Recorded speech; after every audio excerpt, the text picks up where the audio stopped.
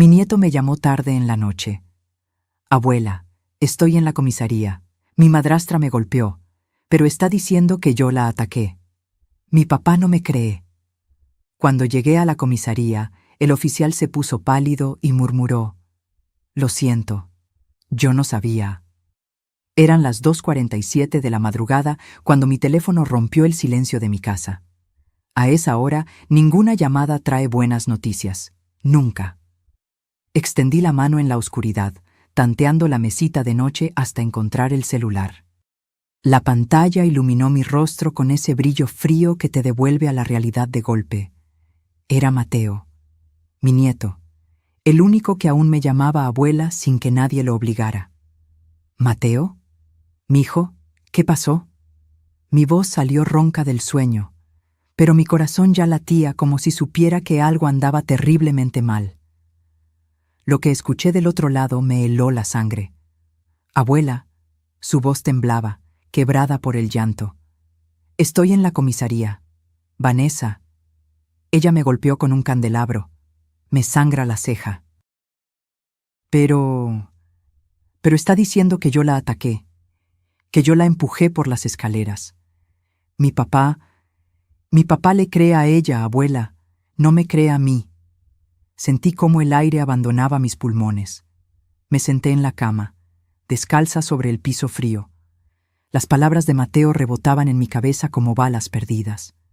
Vanessa, la esposa de mi hijo, la mujer que en 5 años había logrado lo que yo creía imposible, convertir a Adrián en un extraño. «Tranquilo, mi niño». «¿En qué comisaría estás?» «La de la Colonia Guerrero. Abuela, tengo miedo. Hay un oficial que dice que si no viene un adulto responsable, me van a trasladar a...». «No digas nada más», lo interrumpí, ya poniéndome de pie, buscando mi ropa con manos temblorosas. «Voy para allá. No hables con nadie hasta que yo llegue. ¿Me entendiste?» «Sí, abuela». Colgó, y yo me quedé ahí, de pie en medio de mi habitación, sosteniendo el teléfono como si fuera lo único real en ese momento. Mi reflejo en el espejo del ropero me devolvió la mirada. Una mujer de 68 años, con el cabello gris despeinado y ojeras profundas. Pero no vi a una anciana asustada.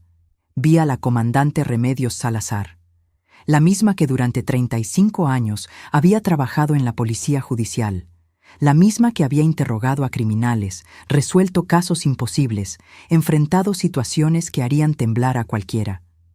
Y por primera vez en 8 años desde mi retiro, sentí que esa mujer despertaba de nuevo. Me vestí en menos de 5 minutos.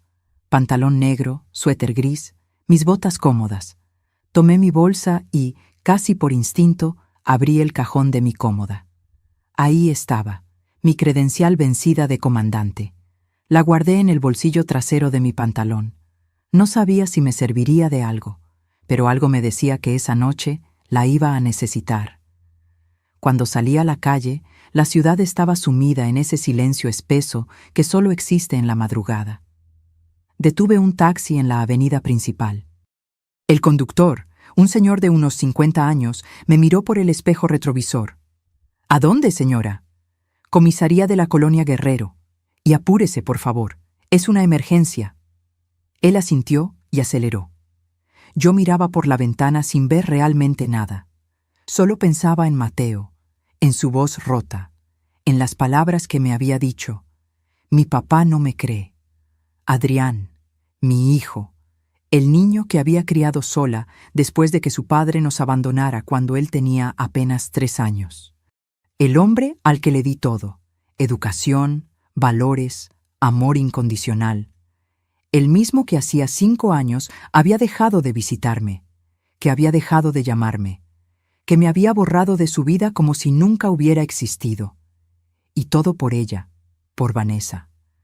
La conoció en un casino donde ella trabajaba como dealer. Él acababa de enviudar, destrozado por la muerte de su primera esposa, la madre de Mateo. Vanessa apareció como un ángel salvador, joven, hermosa, atenta, demasiado perfecta. Yo lo vi desde el principio. Vi la forma en que ella lo miraba. No con amor, con cálculo, como quien evalúa una inversión. Pero Adrián estaba ciego. Necesitaba llenar ese vacío que le había dejado la muerte de su esposa. Y Vanessa supo exactamente cómo llenarlo. Poco a poco comenzó a sembrar dudas en su cabeza. Tu madre es muy controladora, amor. Nunca te deja tomar tus propias decisiones. Siempre te está juzgando. Al principio, Adrián me defendía. Pero las gotas de veneno, cuando caen una tras otra, terminan por envenenar hasta el agua más pura. Las visitas se espaciaron, las llamadas se volvieron más cortas, los cumpleaños olvidados, las navidades con excusas inventadas, hasta que un día simplemente dejó de buscarme. El único que seguía viniendo era Mateo. Los fines de semana que le tocaba quedarse con su padre, encontraba la manera de escaparse unas horas para visitarme. Me traía dibujos de la escuela, me contaba sus problemas.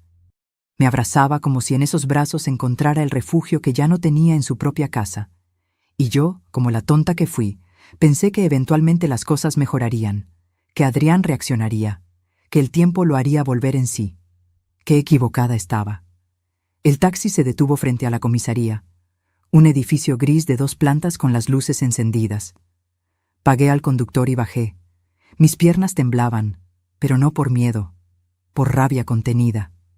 Entré por la puerta principal. El oficial de guardia, un muchacho joven de unos 25 años, levantó la vista de su escritorio. Buenas noches. ¿En qué puedo ayudarla? Vengo por Mateo Salazar Ríos, mi nieto. Me llamó hace media hora. El oficial revisó una hoja frente a él. Ah, sí, el caso de agresión intrafamiliar. ¿Usted es? Su abuela, Remedios Salazar. Algo cambió en su rostro cuando escuchó mi nombre. Se puso ligeramente pálido. Me miró con más atención, como si estuviera tratando de recordar algo. ¿Salazar? ¿Como la comandante Salazar? Saqué mi credencial vencida del bolsillo y la puse sobre el escritorio. El oficial la tomó, la miró y su expresión cambió completamente. Se puso de pie de inmediato. Dios santo, comandante, yo lo siento. No sabía que usted era familia del muchacho. Permítame. ¿Dónde está mi nieto? Mi voz salió firme, sin titubeos. La voz que había usado cientos de veces para interrogar, para ordenar, para hacer que la gente entendiera que no estaba jugando. En la sala de espera, con sus padres y, bueno, con la denunciante, el comandante Suárez está a cargo del caso. Suárez. Ese nombre me hizo detenerme un segundo. Carlos Suárez. Había sido uno de mis subalternos hace años. Un buen elemento, justo, inteligente. Lléveme con él. El oficial asintió y me guió por un pasillo que conocía como la palma de mi mano. Había caminado por esos mismos pisos cientos de veces durante mi carrera. Cada esquina, cada puerta, cada grieta en la pared me devolvía recuerdos de una vida que creía haber dejado atrás. Pero esa noche entendí algo. Nunca dejas de ser quien fuiste. Solo finges haberlo olvidado. Llegamos a la sala de espera. Y ahí, en ese espacio frío iluminado por luces fluorescentes, vi la escena que cambiaría todo. Mateo estaba sentado en una silla de plástico, con la ceja derecha vendada torpemente con gasa. Tenía los ojos rojos de tanto llorar. Cuando me vio, se levantó de un salto. «Abuela», corrió hacia mí y se abrazó a mi cintura como cuando era niño. Sentí su cuerpo temblar contra el mío. Acaricié su cabello y susurré. «Ya estoy aquí, mi niño. Ya estoy aquí». Pero mi mirada ya había encontrado a los otros 2 personajes de esa escena. Adrián estaba de pie junto a la pared, con los brazos cruzados y la mandíbula tensa. Me miró con una expresión que no supe descifrar. Vergüenza, enojo, culpa, y a su lado, sentada con las piernas cruzadas y una expresión de víctima perfectamente ensayada, estaba Vanessa. Llevaba una bata de satín color vino, como si la hubieran sacado de la cama a la fuerza. Tenía un moretón en el brazo izquierdo que parecía recién hecho. Su cabello castaño caía en ondas perfectas sobre sus hombros. Me miró con esos ojos grandes y llorosos como diciendo, «Mira lo que tu nieto me hizo». Pero yo conocía esa mirada. La había visto en docenas de criminales que intentaron engañarme durante mi carrera. La mirada de quien sabe actuar, de quien sabe manipular. «Remedios», dijo Adrián con voz seca, sin moverse de su lugar. «No tenías que venir». Esas 5 palabras me dolieron más que cualquier golpe físico. No tuve tiempo de responder porque en ese momento se abrió la puerta de una oficina y salió un hombre de unos 50 años, con el uniforme impecable y una expresión seria. Comandante Carlos Suárez. Cuando me vio, se detuvo en seco. «¿Comandante Salazar?» «Hola, Carlos», dije con calma. «Hace tiempo que no nos veíamos». Él se acercó, claramente sorprendido. No sabía que usted estaba involucrada en este caso. Si hubiera sabido... Ahora lo sabes, lo interrumpí. Y necesito que me expliques exactamente qué está pasando aquí. Porque algo me decía que lo que había escuchado por teléfono era solo la punta del iceberg. Y yo estaba a punto de descubrir qué tan profundo era el abismo al que mi familia había caído. Si quieres saber cómo una abuela que todos habían olvidado se convirtió en la peor pesadilla de quien intentó destruir a su familia, suscríbete y activa la campanita, porque esta historia apenas comienza. Carlos Suárez me llevó a su oficina. Mateo venía conmigo, aferrado a mi mano como si temiera que fuera a desaparecer. Adrián y Vanessa se quedaron en la sala de espera. Pude sentir la mirada de mi hijo clavada en mi espalda, pero no me volteé. No iba a darle esa satisfacción. La oficina de Suárez era pequeña pero ordenada. Un escritorio de metal, 2 sillas frente a él, un archivero en la esquina y un crucifijo en la pared. Nada había cambiado mucho desde mis tiempos. Incluso el olor a café viejo y papel era el mismo. «Siéntense, por favor», dijo Suárez, cerrando la puerta detrás de nosotros. Me senté en una de las sillas y Mateo se acomodó a mi lado. Tenía la mirada baja, las manos entrelazadas sobre su regazo. Suárez se sentó al otro lado del escritorio y abrió una carpeta. Suspiró antes de hablar. «Comandante, la situación es complicada. Explícame los hechos», dije sin rodeos. «Versión de ella primero». Suárez asintió y consultó sus notas. La señora Vanessa Cortés de Salazar presentó la denuncia a las 11:43 de la noche. Llegó acompañada de su esposo, el señor Adrián Salazar, tu hijo. Ella alega que aproximadamente a las 10:30 de la noche, el menor Mateo regresó a casa después de su hora permitida. Cuando ella le llamó la atención, él reaccionó de forma violenta, la empujó por las escaleras y la golpeó en el brazo. Tiene moretones que coinciden parcialmente con su relato. Cada palabra era como una aguja clavándose en mi pecho. Miré a Mateo. Él seguía con la cabeza baja, pero vi cómo sus manos temblaban. «¿Y la versión de mi nieto?», pregunté, aunque por el tono de Suárez ya sabía que nadie le había creído. El menor alega que fue la señora Vanessa quien lo agredió primero. Dice que cuando llegó a casa ella ya estaba molesta, que lo esperó en la sala y sin decir palabra lo golpeó con un objeto contundente, según él, un candelabro de plata. La herida en su ceja requirió 3 puntos de sutura. ¿Revisaron el candelabro? Suárez negó con la cabeza, incómodo. La señora Vanessa dice que no existe tal objeto, que el muchacho se inventó esa historia para justificar su agresión. Y aquí viene el problema, comandante. Las cámaras de seguridad de la casa estaban descompuestas esa noche, justo esa noche. Me recliné en la silla, procesando la información. No era coincidencia, nada de esto lo era. «Qué tan conveniente, ¿verdad?», murmuré. Suárez me miró con esa expresión que yo conocía bien. La de alguien que sabe que algo no cuadra, pero no tiene pruebas suficientes para actuar.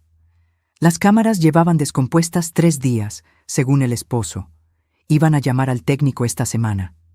¿Y las cámaras de los vecinos? ¿De la calle? Estamos en proceso de revisar, pero la casa está en una zona residencial privada. No hay cámaras públicas cerca. Por supuesto que no. Vanessa había planeado esto perfectamente. Cada detalle, cada movimiento.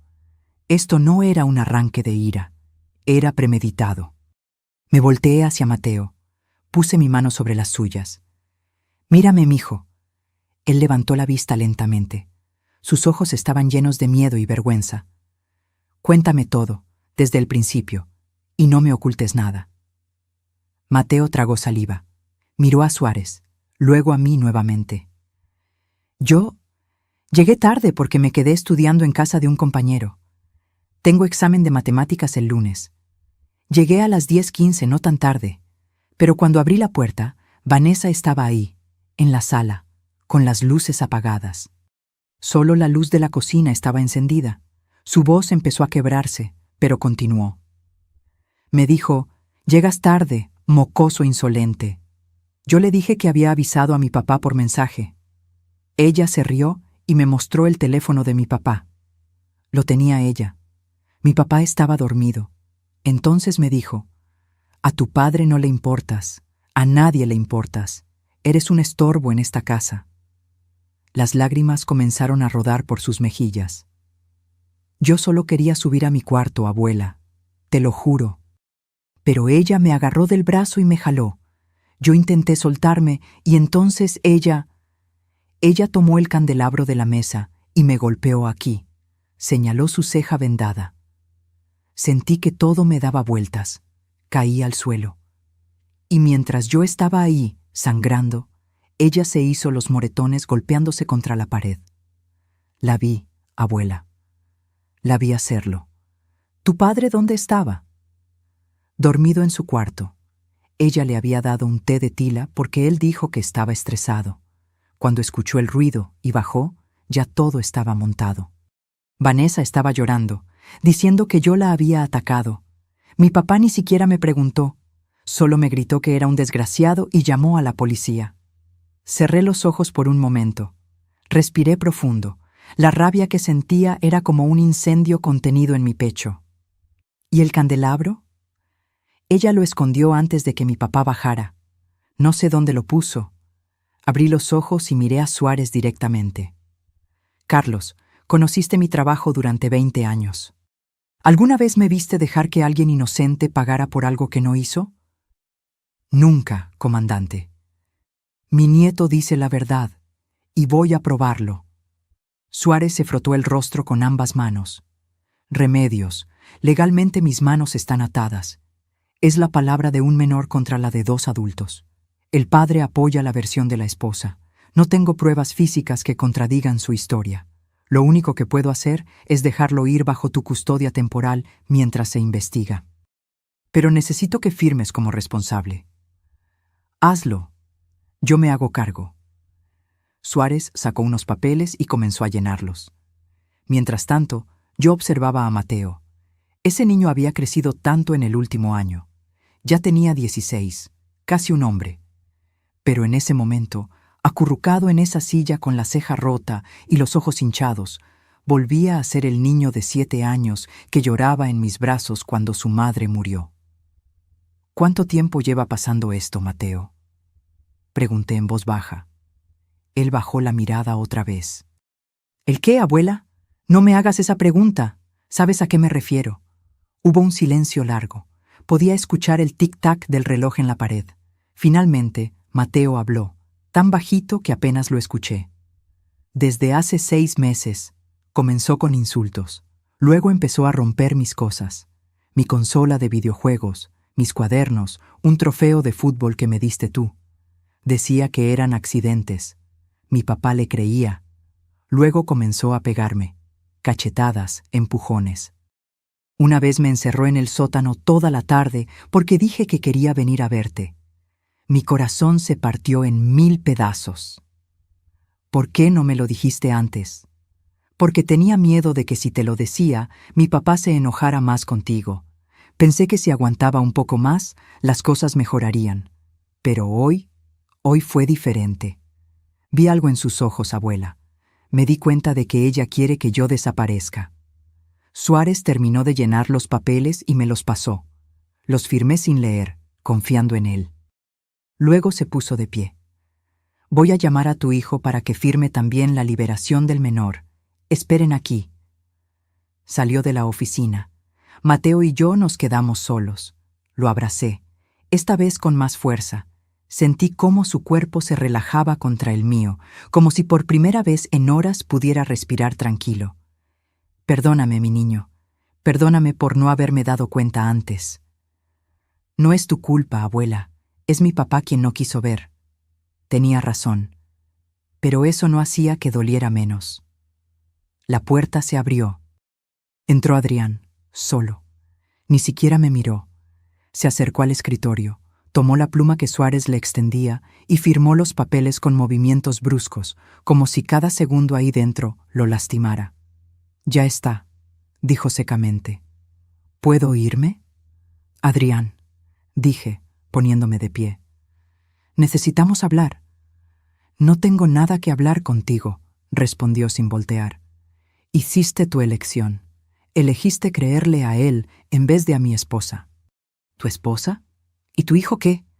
¿Cuándo dejó de importarte tu propio hijo? Finalmente me miró, y lo que vi en sus ojos me heló la sangre. No había amor, no había culpa, solo había nada. Un vacío que no reconocí. Mi hijo atacó a mi esposa. Las pruebas están ahí. Vanessa tiene los moretones. Él tiene antecedentes de mal comportamiento en la escuela. ¿Qué antecedentes?, explotó Mateo. Mentira, nunca he tenido problemas en la escuela. Te suspendieron la semana pasada por pelear con un compañero. Porque ese compañero estaba molestando a una niña. La estaba acosando y yo la defendí. El director me felicitó después de hablar con los testigos. Adrián no respondió. Simplemente dio media vuelta y salió de la oficina, cerrando la puerta con un golpe seco. Me quedé ahí, de pie, sintiendo cómo cada pedazo de esperanza que tenía de recuperar a mi hijo se desmoronaba. Suárez me puso una mano en el hombro. Lo siento, Remedios. No lo sientas, respondí, secándome una lágrima que había escapado sin permiso. Él tomó su decisión. Ahora yo voy a tomar la mía. Tomé a Mateo de la mano. Vámonos a casa. Salimos de la comisaría al frío de la madrugada. Vanessa y Adrián ya se habían ido. En la calle vacía, bajo la luz naranja de los postes, me detuve un momento. Mateo me miró. ¿Qué vamos a hacer, abuela? Lo miré a los ojos. Esos ojos que tanto se parecían a los de su madre. Buenos, nobles, incapaces de mentir. Vamos a demostrar la verdad, mi niño, y vamos a hacer que ella pague por cada lágrima que te hizo derramar, porque Vanessa cometió un error esa noche. Un error que le costaría todo. Se metió con mi nieto, y nadie, absolutamente nadie, lastima a mi familia sin que yo haga algo al respecto. La comandante Remedios Salazar había vuelto, y esta vez no había jubilación que me detuviera. ¿Qué secretos escondía Vanessa? ¿Por qué tanto odio hacia un niño inocente? La verdad era más oscura de lo que imaginaba. Llegamos a mi casa cuando el sol apenas comenzaba a asomar entre los edificios. Mateo iba en silencio a mi lado, arrastrando los pies por el cansancio y el dolor. Vivía en un departamento modesto en la colonia Roma Norte, un tercer piso sin elevador que había comprado con mis ahorros de toda una vida. No era lujoso, pero era mío. Cada mueble, cada plato, cada recuerdo en esas paredes me pertenecía. Abrí la puerta y encendí las luces. El olor familiar a café y canela me recibió. Siempre dejaba un poco de canela en rama sobre la estufa para que la casa oliera a hogar. «Ven, siéntate en el sofá», le dije a Mateo. «Voy a prepararte algo de comer». «No tengo hambre, abuela». «No te pregunté si tenías hambre. Te dije que voy a prepararte algo». Él esbozó una sonrisa débil y se dejó caer en el sofá de tela color café. Era viejo, pero cómodo. Lo había comprado en un mercado de segunda mano hace 15 años y aún resistía. Fui a la cocina y calenté leche. Preparé 2 tazas de chocolate caliente, como me enseñó mi madre cuando yo era niña. Corté un pedazo de pan dulce que había comprado el día anterior en la panadería de Don Chuy, a 2 cuadras de aquí. Regresé a la sala con todo en una charola. Mateo tomó la taza entre sus manos y le dio un sorbo. Cerró los ojos, saboreando. Por un momento, pareció olvidar todo lo que había pasado. Gracias, abuela. Come despacio. Luego te daré algo para el dolor de la ceja. Me senté a su lado y bebí mi chocolate en silencio. Afuera, la ciudad comenzaba a despertar. Se escuchaban los primeros camiones, el silbato del señor que vendía tamales en la esquina, el ladrido de Canelo, el perro del vecino del segundo piso. «Abuela», dijo Mateo después de un rato, «¿puedo quedarme contigo?» «Claro que sí, por el tiempo que necesites». «No. Me refiero a... para siempre. Ya no quiero volver a esa casa. No con ella ahí». Puse mi taza sobre la mesita de centro y lo miré. «Mateo, legalmente tu padre tiene la custodia. Yo solo puedo tenerte temporalmente hasta que se resuelva el caso. Si quieres quedarte conmigo de forma permanente, tendremos que hacer las cosas bien, con abogados, con jueces. Pero mi papá nunca va a aceptar. No lo sabemos hasta intentarlo». Él negó con la cabeza. Él hace todo lo que Vanessa le dice. Desde que se casaron, es como si mi papá fuera otra persona. ¿Sabes lo que escuché hace una semana? ¿Qué escuchaste? Mateo bajó la voz, como si alguien pudiera oírnos. Estaban en su cuarto. Yo iba al baño y pasé por su puerta. Estaba entreabierta. Vanessa estaba hablando por teléfono con alguien. Decía: «Tranquilo, todo va según el plan. Cuando la vieja se muera, Adrián heredará la casa. La vendemos y nos sacamos al menos 4,5 millones. Con eso y lo que ya tengo ahorrado, nos vamos a Cancún. Abrimos el hotel como siempre soñamos, y al escuincle lo mandamos a un internado militar en Veracruz. Que se lo aguanten otros». Sentí como la sangre me hervía por dentro. «¿Estás seguro de lo que escuchaste?» «Completamente seguro, abuela. Por eso esa noche, cuando llegué tarde y me atacó, supe que era parte de su plan. Quiere alejarme de ti. Quiere que tú me veas como un problema. Quiere que mi papá también me vea así. Y cuando yo ya no estorbe, solo queda esperarte a ti». No terminó la frase. No necesitaba hacerlo. Vanessa estaba planeando mi muerte. O al menos, estaba esperando que muriera pronto. Y mientras tanto, iba a destruir cualquier vínculo que existiera entre mi hijo y yo, entre Mateo y su padre. «¿Le dijiste algo a tu papá?» Intenté. Al día siguiente, cuando Vanessa salió a la peluquería, le conté lo que había escuchado.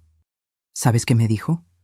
Que estaba inventando cosas porque no aceptaba que él rehizo su vida, que yo era un adolescente resentido, que Vanessa había sido muy paciente conmigo y que yo solo la hacía quedar mal. La impotencia que sentí en ese momento fue aplastante. Mi propio hijo, el niño que había criado para ser justo y honesto, estaba completamente cegado. «Tú no inventas nada, Mateo, y yo te creo. Cada palabra». Él apoyó su cabeza en mi hombro y suspiró. «¿Por qué ella nos odia tanto, abuela? Porque el odio de personas como Vanessa no viene del corazón, viene de la ambición.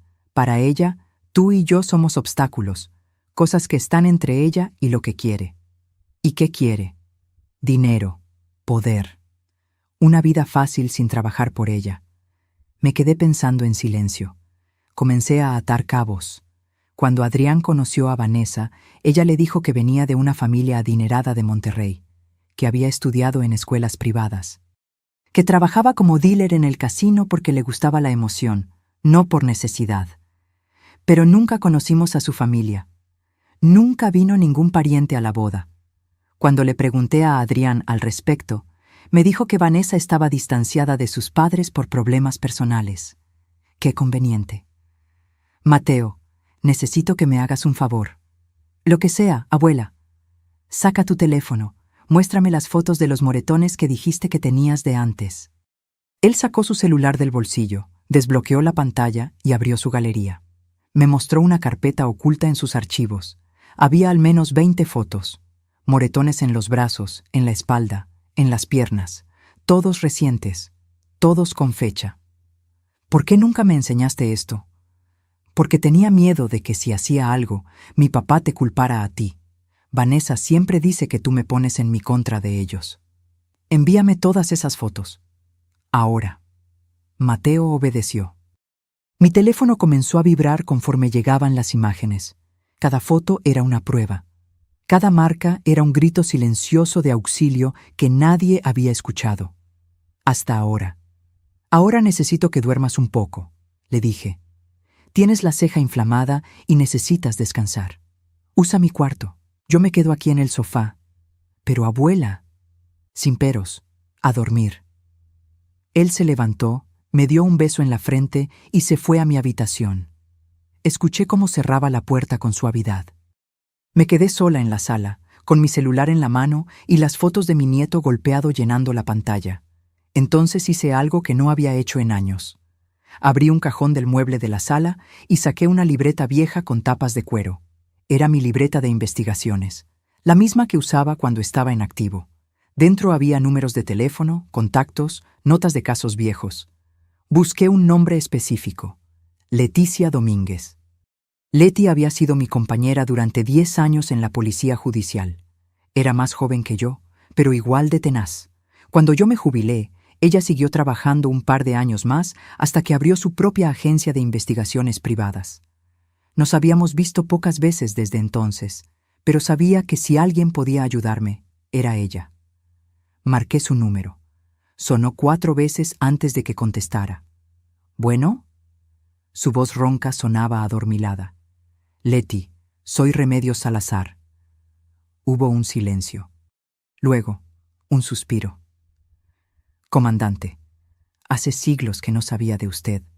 ¿Qué hora es? Las 6:30 de la mañana. Lamento despertarte, pero necesito tu ayuda.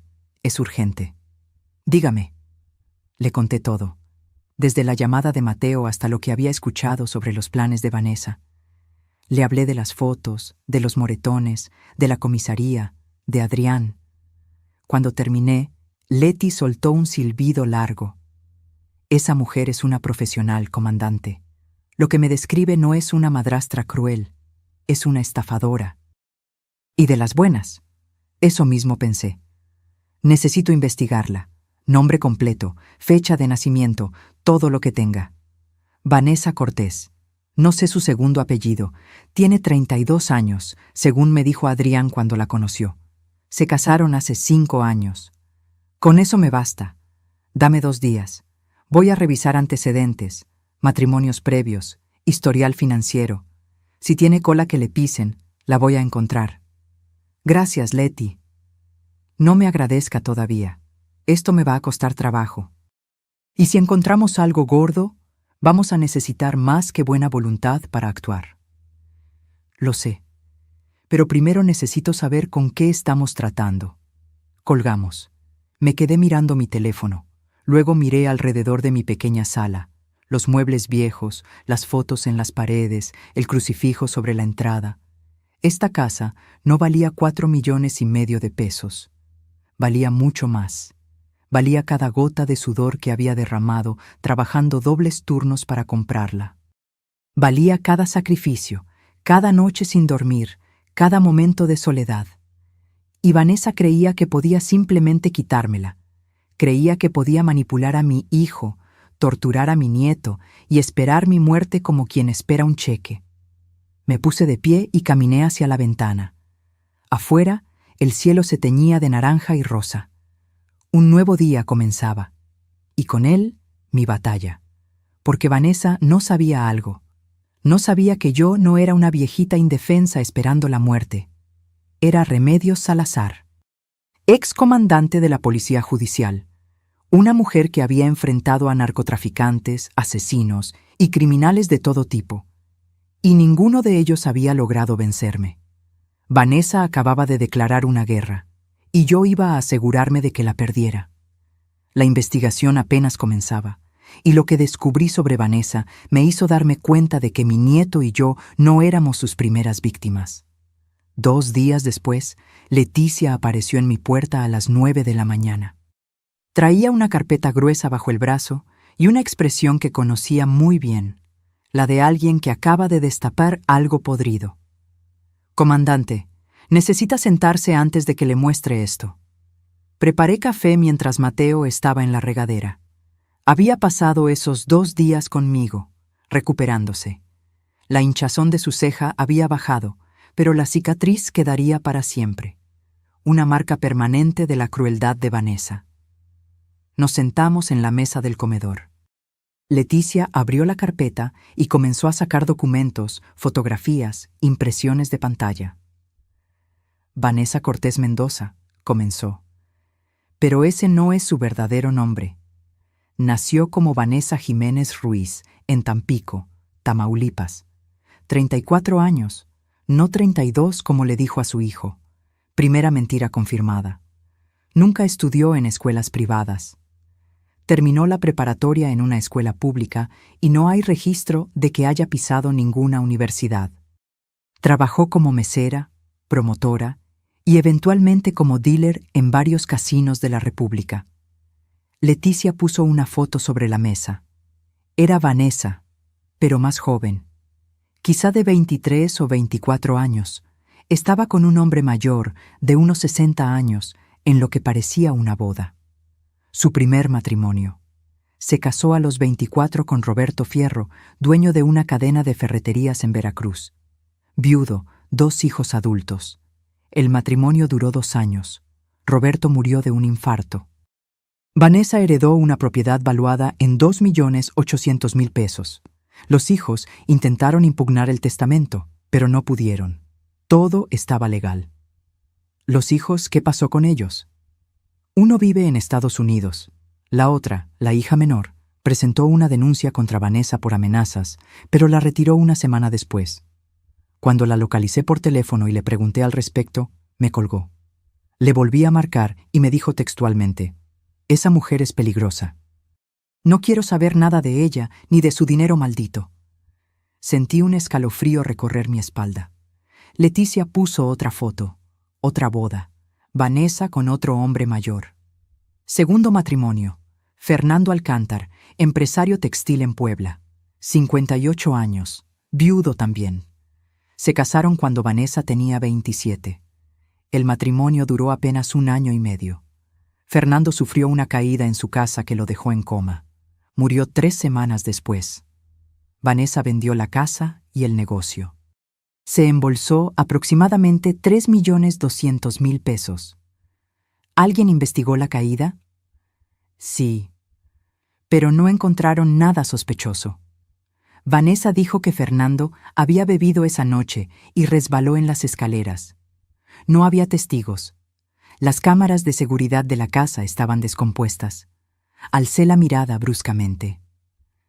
¿Descompuestas? Igual que en casa de su hijo ahora, comandante. Mismo patrón. El corazón me latía tan fuerte que podía escucharlo en mis oídos. ¿Hay más? Leticia asintió y sacó un tercer juego de documentos. Tercer matrimonio. Joaquín Vega, ingeniero civil retirado en Querétaro. 62 años, viudo. Se casaron cuando Vanessa tenía 30. Este matrimonio terminó diferente. Joaquín no murió, pero su hijo, Pablo Vega, de 26 años, desapareció 6 meses después de la boda. ¿Desapareció? Literal. Se fue de su casa una noche y nunca regresó. Dejó un mensaje de texto a su padre diciendo que necesitaba tiempo para pensar, que se iba al extranjero. No se ha vuelto a saber de él en 4 años. Joaquín intentó buscarlo, pero eventualmente se dio por vencido. Cayó en depresión severa y firmó documentos dándole a Vanessa poder legal sobre sus finanzas. Ella lo internó en un asilo y vendió todas sus propiedades. Ganancia estimada, 4 millones de pesos. Me llevé las manos a la cara. Esto era peor de lo que había imaginado. Ese chico, Pablo, ¿crees que...? No sé qué le pasó, comandante, pero el patrón es claro. Vanessa busca hombres mayores, viudos, con hijos, se casa con ellos, y de una forma u otra, esos hijos terminan fuera del camino, muertos, desaparecidos o intimidados. Luego ella se queda con el dinero. Y ahora está con mi hijo. Adrián cumple el perfil perfectamente. Viudo joven, con un hijo adolescente y con una madre que tiene una propiedad a su nombre. Ella no puede tocarte directamente mientras estés viva, pero puede hacer que tu hijo herede y luego manipularlo para que venda. Por eso quiere alejar a Mateo, dije, entendiendo todo. Porque Mateo es un obstáculo. Es el heredero legítimo si algo le pasara a Adrián. Y es lo suficientemente inteligente para verla tal como es. Exacto. Y por eso lo está haciendo ver como un delincuente. Si logra que lo internen en un correccional o que su padre lo destierre legalmente, el camino queda libre. Leticia sacó otro documento. Hay más. Vanessa tiene un cómplice. Se llama Germán Ochoa Salinas, abogado. Apareció en los 3 matrimonios anteriores. Él se encarga de la parte legal, testamentos, poderes notariales, ventas de propiedades. Se reparte las ganancias con Vanessa. 50-50. ¿Tienes pruebas de eso? Transferencias bancarias sospechosas, siempre después de cada herencia. Cantidades grandes divididas entre cuentas en Islas Caimán. No es prueba definitiva para un juez, pero es suficiente para empezar una investigación formal. Escuché cómo se abría la puerta del baño. Mateo salía, con el cabello mojado y la ropa limpia que le había prestado. Cuando vio a Leticia, se detuvo. «Buenos días». «Buenos días, Mateo. Soy Leticia, amiga de tu abuela». Él asintió y se acercó tímidamente. Vio los documentos sobre la mesa. «¿Eso es sobre Vanessa?» Miré a Leticia. Ella asintió levemente. Decidí que Mateo merecía saber la verdad. «Siéntate, mijo». Le conté todo. Cada matrimonio, cada muerte sospechosa, cada desaparición. Vi cómo su rostro palidecía con cada palabra. Cuando terminé, sus manos temblaban. «Entonces, ¿ella mató a esas personas?» «No lo sabemos con certeza», dijo Leticia. «Pero el patrón es demasiado consistente para ser coincidencia». «Y yo soy el siguiente», susurró Mateo. «Ella quiere que desaparezca como Pablo». «Eso no va a pasar», dije firmemente, tomando su mano. «Porque ahora sabemos quién es. Y vamos a detenerla». «¿Cómo?», preguntó Mateo. «Mi papá no nos va a creer. Él piensa que tú solo quieres separarlos. No necesito que tu padre me crea. Necesito pruebas. Pruebas que ni él ni ningún juez puedan ignorar». Leticia se reclinó en su silla. «Comandante, ¿qué está pensando?» «Estoy pensando que Vanessa es inteligente, pero no tanto como cree. Cometió un error al atacar a Mateo esa noche. Se confió. Pensó que con su palabra y los moretones falsos sería suficiente, pero dejó cabos sueltos». «¿Cómo cuáles?» «El candelabro. Mateo dice que ella lo escondió. Tiene que estar en algún lugar de esa casa, con las huellas de Vanessa y probablemente con la sangre de Mateo. Esa es evidencia física. Pero no podemos entrar a buscarla sin una orden». Sonreí levemente. «No, pero Mateo sí puede. Legalmente, esa casa también es su hogar. Tiene derecho a estar ahí y a recuperar sus cosas». Mateo me miró con los ojos muy abiertos. «¿Quieres que vuelva?» «Solo por un par de horas, con un pretexto. Dices que necesitas tu ropa, tus útiles escolares, y mientras estás ahí, buscas el candelabro. Pero no vas a ir solo». «¿Cómo que no?» Saqué mi teléfono y busqué algo en una aplicación. Luego le mostré la pantalla a Leticia. «Cámaras espía, tamaño de un botón, se pueden coser en la ropa, transmiten video en tiempo real a un celular». Leticia sonrió. «Comandante, no ha perdido el toque». «Nunca lo perdí, solo estaba dormido. Pasamos el resto de la mañana planeando cada detalle». Leticia conseguiría las cámaras espía. Yo llamaría a Adrián para pedirle que dejara a Mateo recoger sus cosas. Y mientras Mateo estaba dentro, nosotras estaríamos afuera, grabando cada segundo. Pero había un riesgo. Si Vanessa sospechaba algo, podría actuar. Podría lastimar a Mateo de nuevo, o peor. Abuela, dijo Mateo, leyendo mi preocupación. Quiero hacerlo. Tengo que hacerlo, no solo por mí, también por Pablo, por los otros hijos, por todos los que ella lastimó. Lo miré a los ojos. Ya no era el niño asustado de hace 2 noches. Había algo diferente en él. Determinación, valentía. Está bien, pero seguimos mi plan al pie de la letra. Nada de improvisaciones. Si sientes que estás en peligro, sales inmediatamente. ¿Entendido? Entendido. Esa tarde llamé a Adrián. Contestó al tercer timbrazo. ¿Qué quieres, mamá? Mateo necesita su ropa y sus cosas de la escuela. Va a ir mañana a recogerlas. Espero que no haya problema. Hubo un silencio largo. ¿Va a ir solo? Sí.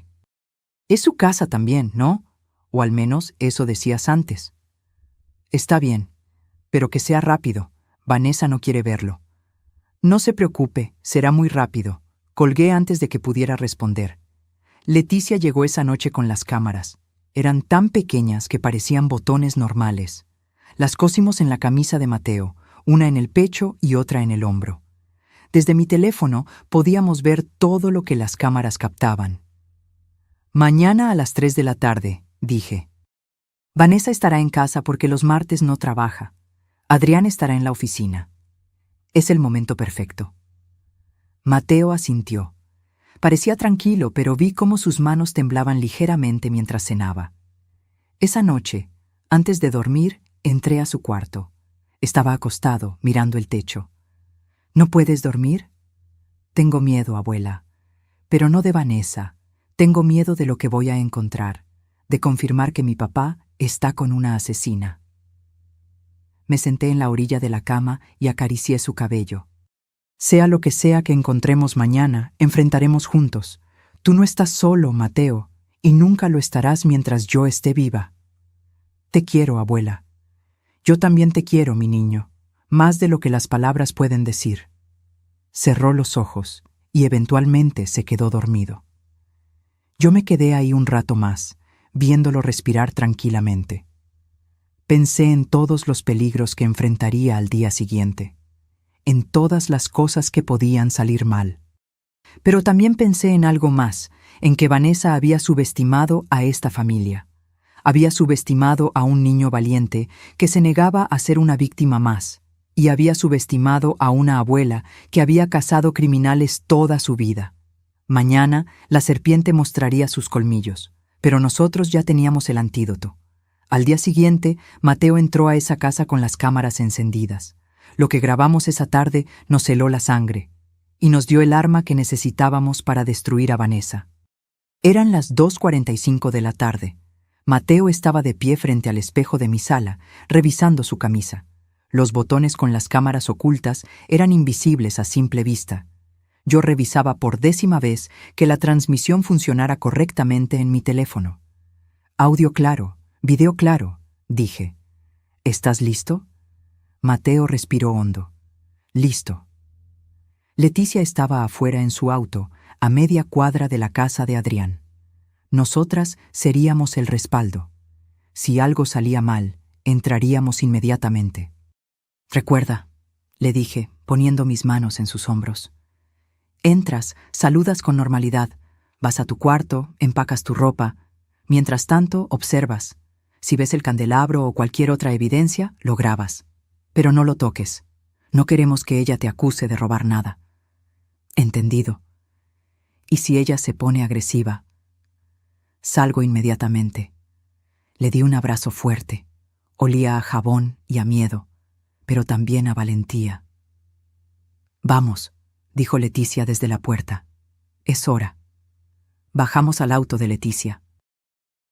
Yo me senté en el asiento trasero con mi teléfono en las manos, la pantalla mostrando lo que las cámaras de Mateo veían. Leticia conducía en silencio, sus nudillos blancos sobre el volante. Llegamos a la colonia San Ángel. La casa de Adrián era grande, de 2 pisos, con jardín frontal y reja eléctrica. La había comprado con el dinero del seguro de vida de su primera esposa. Una casa que debía estar llena de recuerdos felices. pero ahora era una prisión. Mateo se bajó del auto. Lo vimos caminar hacia la puerta principal. En mi teléfono, la imagen se movía con cada paso que daba. Tocó el timbre. La puerta se abrió, y ahí estaba Vanessa. Llevaba pants deportivos color negro y una blusa entallada rosa. Su cabello estaba recogido en una coleta. Sin maquillaje, se veía más joven, pero también más calculadora. Sus ojos recorrieron a Mateo de arriba a abajo, como un depredador evaluando a su presa. «Llegaste», dijo con voz plana. «Pensé que te acobardabas. Vengo por mis cosas». Mi papá dijo que podía. Tu papá dice muchas cosas. Pasa, pero rápido, no tengo todo el día. Mateo entró. La cámara captaba todo. La sala elegantemente decorada, el piso de mármol, las pinturas en las paredes. Todo impecable, todo perfecto. Una fachada. «Ve a tu cuarto. Tienes 30 minutos», ordenó Vanessa, cerrando la puerta detrás de él. Mateo subió las escaleras. La cámara grababa cada detalle. Llegó a su habitación y abrió la puerta. Mi corazón se partió al ver lo que las cámaras mostraban. El cuarto estaba destrozado. La ropa de Mateo tirada por el suelo. Sus pósters arrancados de las paredes. Su escritorio volcado. Los libros desperdigados. Su cama sin sábanas. Como si un huracán hubiera pasado por ahí. «Dios mío», susurró Leticia, viendo la pantalla desde el espejo retrovisor. Escuché la voz temblorosa de Mateo a través del audio. «¿Qué le pasó a mi cuarto?» La voz de Vanessa llegó desde abajo, gritando. «Empacaste tu desorden como el cerdo que eres. Esa es la razón de tu cuarto». Mateo comenzó a recoger su ropa y meterla en una mochila. Sus manos temblaban. La cámara captó cómo se detenía frente a una foto rota en el suelo. Era una foto de él con su madre, tomada un año antes de que ella muriera. El marco estaba hecho pedazos. La foto tenía una huella de zapato encima. Vi cómo Mateo la recogía con cuidado, limpiaba el polvo y la guardaba en su mochila. «Respira, mijo», susurré, aunque sabía que no podía escucharme. «Respira». Terminó de empacar su ropa. Luego abrió el cajón de su escritorio, buscando sus cuadernos. Ahí fue cuando lo vi. En la pantalla de mi teléfono, detrás de una pila de cuadernos rotos, había algo que brillaba. «Detente», le dije al teléfono. «Enfoca eso». Como si me hubiera escuchado, Mateo movió los cuadernos, y ahí estaba. Un candelabro de plata, pesado, antiguo, con manchas oscuras en la base, sangre. «Lo encontró», dijo Leticia. «Ese es». La voz de Vanessa interrumpió desde las escaleras. «¿Ya terminaste? Llevas 15 minutos ahí arriba». «Ya casi», respondió Mateo, su voz sorprendentemente calmada. Rápidamente, con manos temblorosas, sacó su teléfono personal y tomó varias fotos del candelabro. Luego lo dejó exactamente donde estaba y cerró el cajón. «Bien hecho», murmuré. Mateo salió de su cuarto con la mochila al hombro. Comenzó a bajar las escaleras. Vanessa lo esperaba al pie, con los brazos cruzados. «¿Eso es todo?» «Sí». «Perfecto. Entonces ya puedes irte y no volver. Esta es mi casa también». Vanessa soltó una risa fría. «¿Tu casa? Esta casa es de tu padre, y yo soy su esposa. Tú solo eres un accidente que él tuvo que soportar todos estos años». «Mi mamá no fue un accidente». Los ojos de Vanessa se entrecerraron peligrosamente. «Tu mamá está muerta, y tu abuela también lo estará pronto. Es cuestión de tiempo. Viejas como ella no duran mucho, y cuando se muera, tu padre va a heredar esa casa cochina donde vive. La vamos a vender, nos vamos a largar, y tú te vas a quedar en un internado donde aprendas a no ser tan insolente. ¿Por eso golpeas a niños indefensos?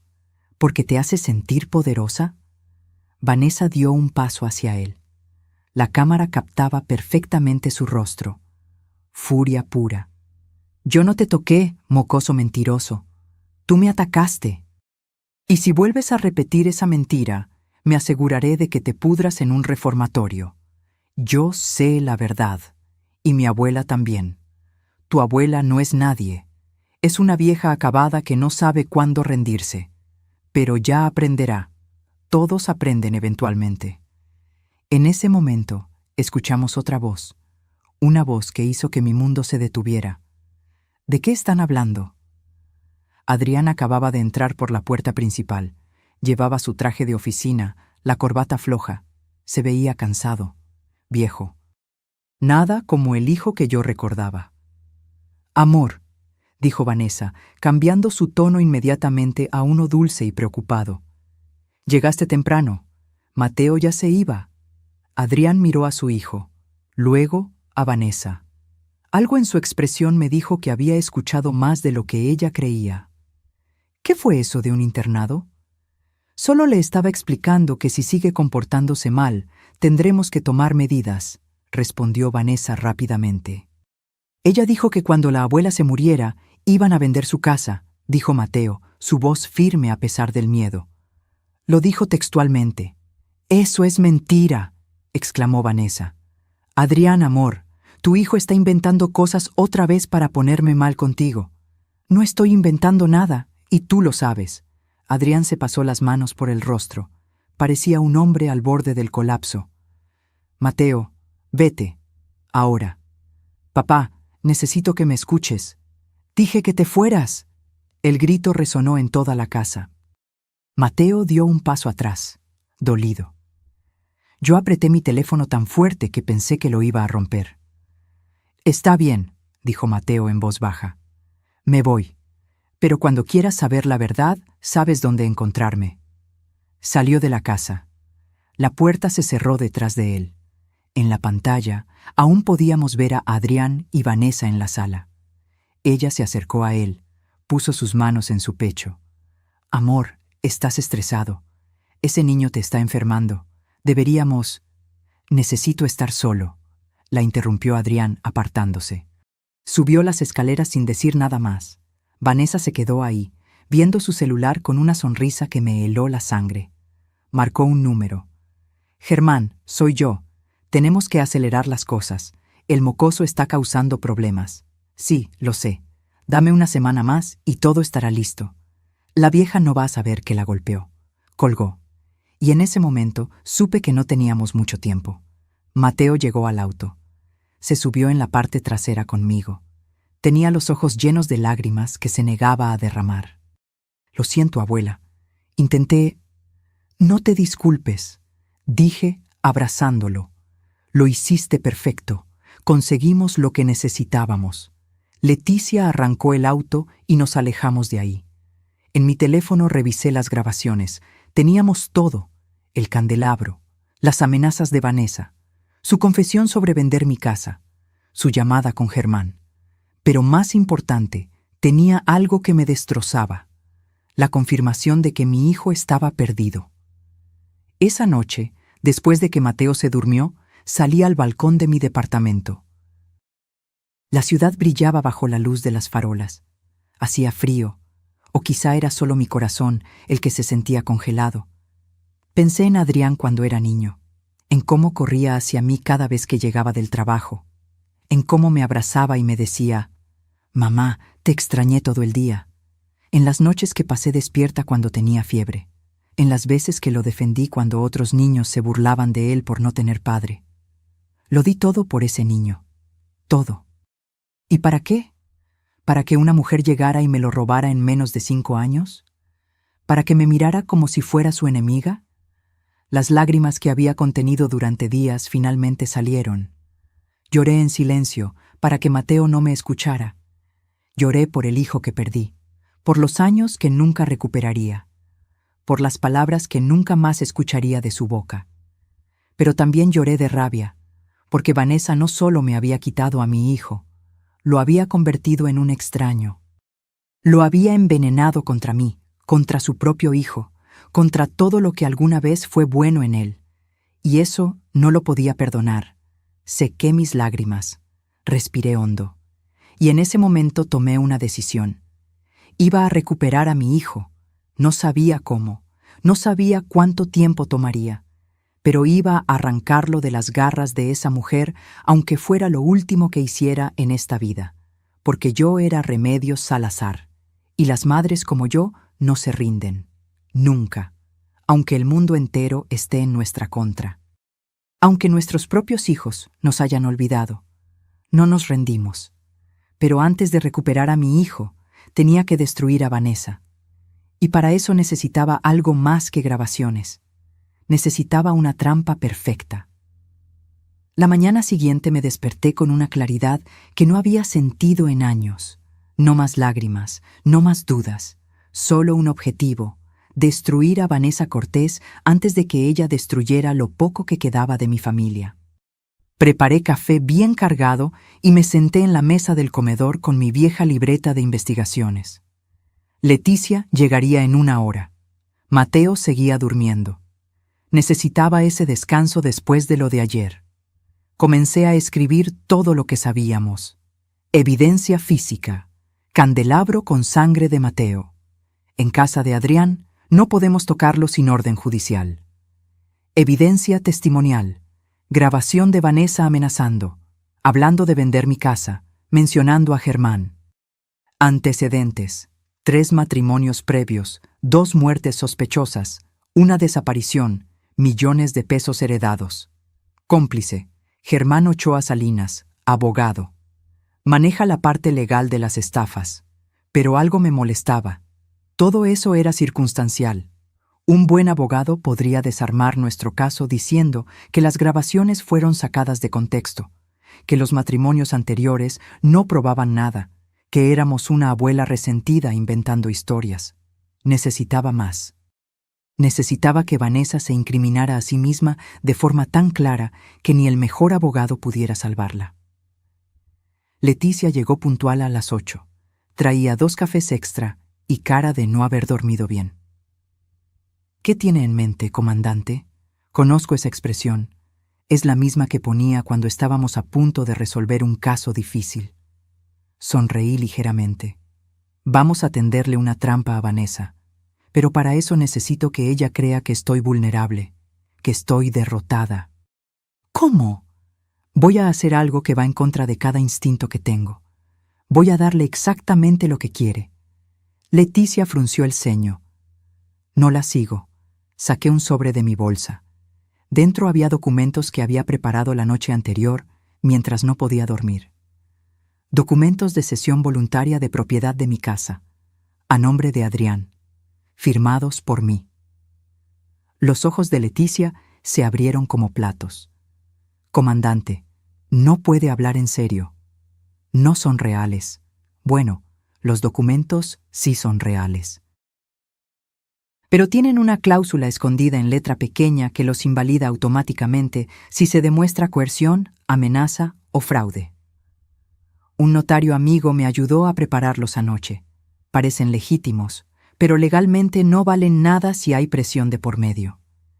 ¿Y cómo va a hacer que Vanessa muerda el anzuelo? Voy a contactarla. Voy a decirle que estoy cansada de pelear, que quiero paz, que estoy dispuesta a firmar mi casa a nombre de Adrián si ella deja en paz a Mateo. Pero con una condición. Quiero que ella y su abogado vengan personalmente a mi casa para cerrar el trato. Y mientras están aquí, los grabo. Todo. Cada palabra, cada amenaza, cada confesión que se les escape. Porque gente como Vanessa no puede evitar presumir cuando cree que ganó. Leticia se reclinó en la silla, procesando el plan. Es arriesgado. Si se da cuenta de la trampa, podría volverse violenta. Por eso tú vas a estar aquí, escondida en mi cuarto. Y voy a tener cámaras ocultas en toda la sala y el comedor.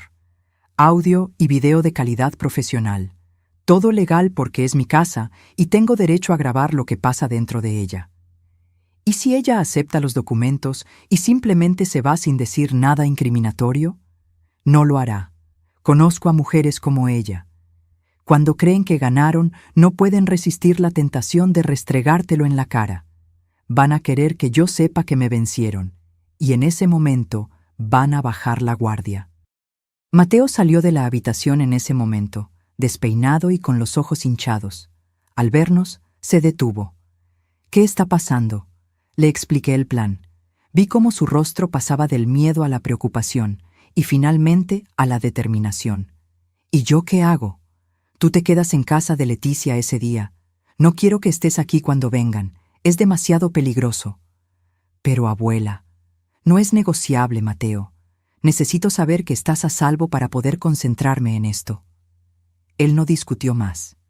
Sabía que cuando yo usaba ese tono, no había vuelta atrás. Pasamos el resto del día preparando todo. Leticia consiguió 4 cámaras espía profesionales. Las instalamos en lugares estratégicos, una en el librero de la sala, otra en el reloj de pared del comedor, una tercera en la repisa de la cocina y la última en mi lámpara de pie. Desde la habitación, Leticia podría ver y grabar todo en su laptop. También preparé mi casa para que se viera vulnerable. Dejé facturas de hospital sobre la mesa del comedor, falsas, preparadas por Leticia. Puse frascos de medicamentos en la cocina. Quería que Vanessa pensara que estaba enferma, débil, desesperada. Al día siguiente por la mañana, tomé mi teléfono. Mis manos temblaban ligeramente mientras marcaba el número de Adrián.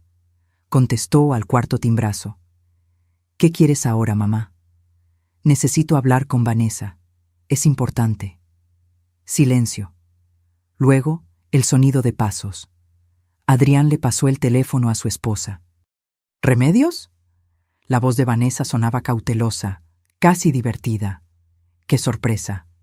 Necesitamos hablar sobre la casa, sobre Mateo, sobre todo. No tenemos nada de qué hablar. Por favor, dejé que mi voz sonara cansada, derrotada. Estoy cansada de pelear. Solo quiero que mi nieto esté seguro y que mi hijo sea feliz. Si eso significa ceder, entonces eso haré. Hubo un silencio largo. Podía imaginar a Vanessa sonriendo del otro lado. ¿Ceder en qué sentido exactamente? La casa. Sé que eventualmente Adrián la heredará, pero yo he estado enferma últimamente. Mi corazón no está bien. Los doctores dicen que podría ser cuestión de meses, tal vez un año. No quiero morir sabiendo que dejé un problema legal para mi hijo. Qué considerada de tu parte. El sarcasmo en su voz era evidente. Estoy dispuesta a firmar documentos cediendo la propiedad a nombre de Adrián ahora, pero con una condición: que dejen a Mateo en paz, que retiren los cargos, que le permitan vivir conmigo en lo que me quede de vida. Otro silencio. Podía escuchar voces de fondo. Vanessa estaba consultando con alguien. Probablemente Germán. ¿Cuándo quieres hacer esto? Mañana, 3 de la tarde, en mi casa. Trae a tu abogado si quieres. Quiero que todo sea legal y definitivo. ¿Por qué el cambio de corazón tan repentino, Remedios? Porque estoy cansada, porque ya no tengo fuerzas para pelear, y porque al final del día mi hijo eligió, y no me eligió a mí. Esas últimas palabras dolieron al decirlas, porque eran verdad. Mañana a las 3 entonces, dijo Vanessa, y espero que no estés jugando conmigo, vieja, porque si lo estás, te aseguro que te arrepentirás. No estoy jugando, solo quiero paz. Colgó. Me quedé mirando el teléfono, con el corazón latiendo furiosamente. Leticia me puso una mano en el hombro. Lo hizo muy bien, comandante. Sonó convincente. Es porque parte de eso es verdad, admití. Estoy cansada. Y Adrián sí me eligió a ella sobre mí. Pero no vamos a permitir que ella gane. No. Vamos a asegurarnos de que pierda todo. El resto del día lo pasamos repasando cada detalle del plan. ¿Dónde me sentaría yo? ¿Dónde se sentarían ellos? ¿Qué preguntas hacer para que hablaran? ¿Cómo provocarlos sutilmente para que se sintieran seguros de sí mismos? Esa noche, antes de dormir, entré al cuarto de Mateo.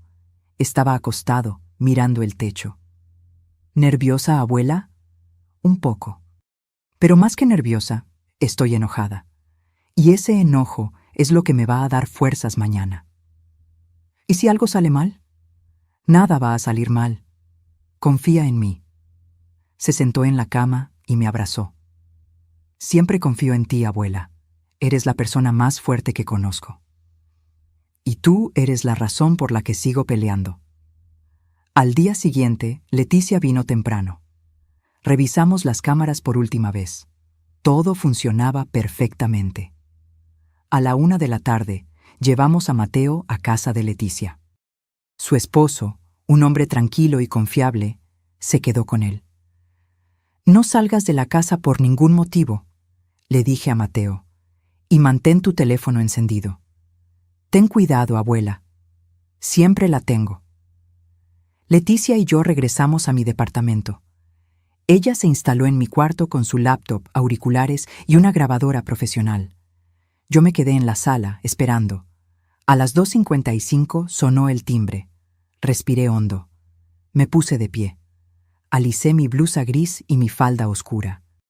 Había elegido ropa que me hiciera ver mayor, más frágil. Abrí la puerta.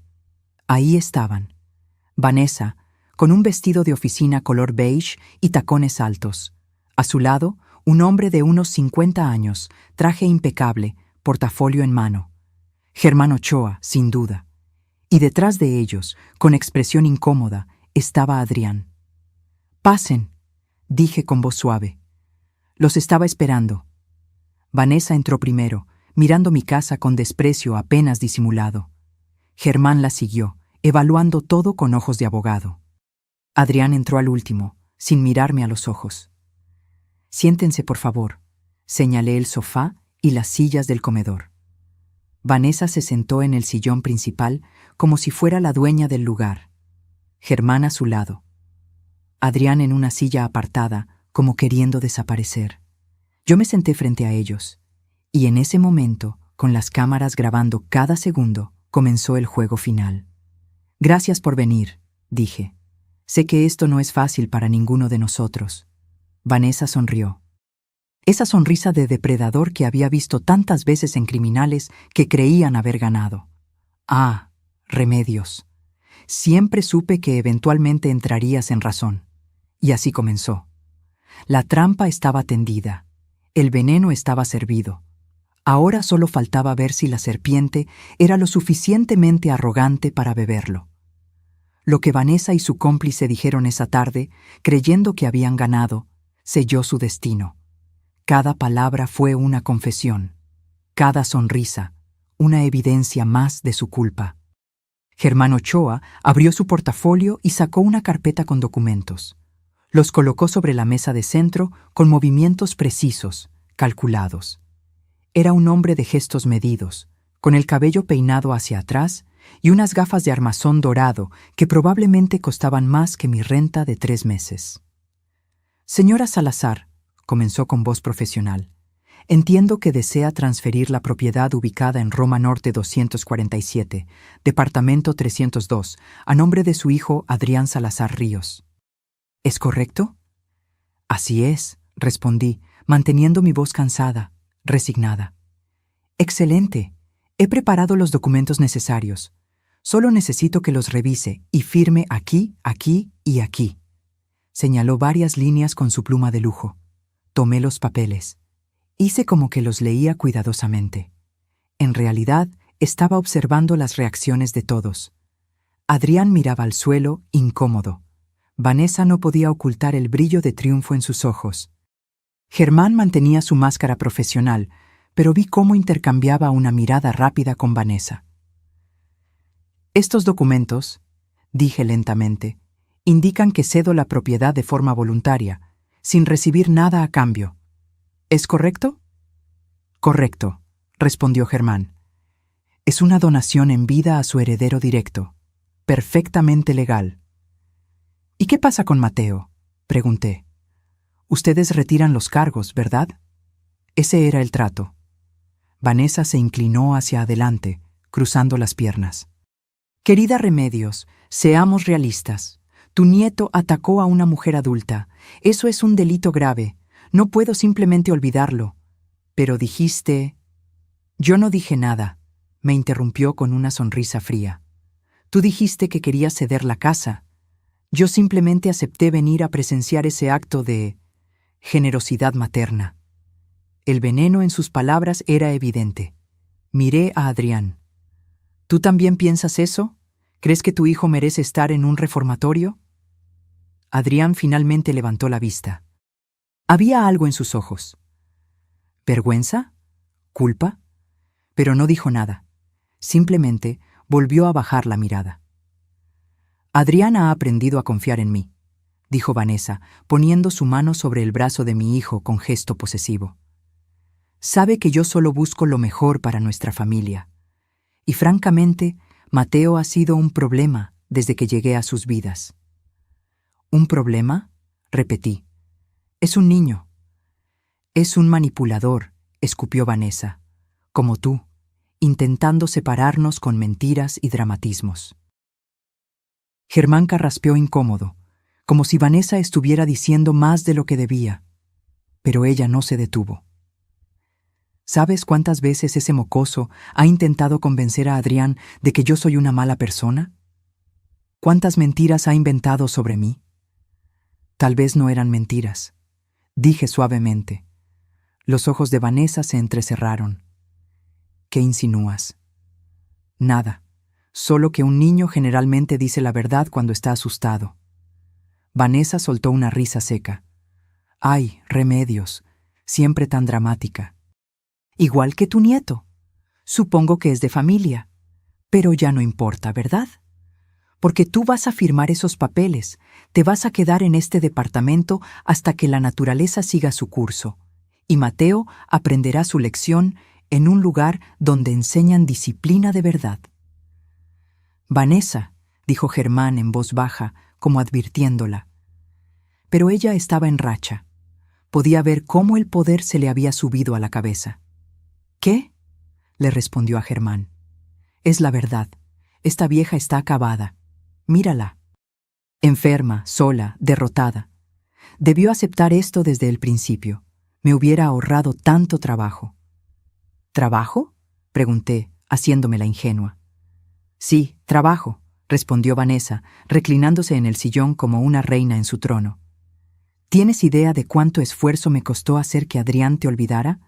Cada cumpleaños que olvidaba, cada llamada que no escuchaba, cada visita que no podía hacer. Todo planeado, todo ejecutado a la perfección. Adrián la miró sorprendido. ¿Qué dijiste? Oh, por favor, amor.